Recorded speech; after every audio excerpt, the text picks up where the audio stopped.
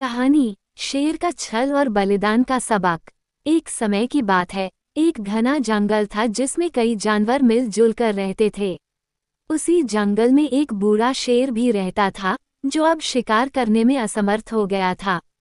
भूख से तड़पते हुए उसने एक चाल चली। जानवरों को अपनी गुफा के पास बुलाकर कहा, मैं अब बूढ़ा हो गया हूँ और शिकार नहीं कर सकता, लेकिन अगर तुम में से कोई भी रोज मेरी सेवा करेगा और भोजन का इंतजाम करेगा तो मैं उसे सुरक्षित रखूंगा। शेर की इस बात पर गाय, बैल और बकरी ने आपस में चर्चा की।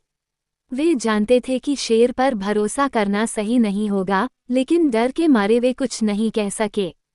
हर दिन बारी बारी से एक जानवर शेर के पास जाने लगा। पहले गाय गई, फिर बैल और फिर बकरी।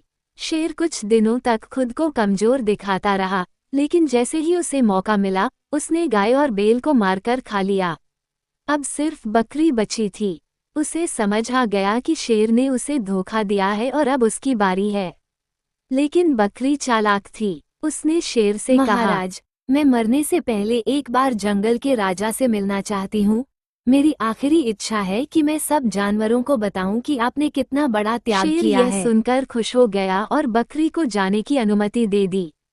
लेकिन बकरी जंगल में जाकर सब जानवरों को शेर की सच्चाई बताई। सारे जानवर इकट्ठा होकर शेर की गुफा पर पहुंचे और उसे वहां से भगा दिया। सीख 1, बुद्धिमानी से काम लेना जरूरी है। 2, धोखेबाजों पर भरोसा करना खतरनाक हो सकता है। 3, एकता में शक्ति होती है। जब सब जानवर एक हो गए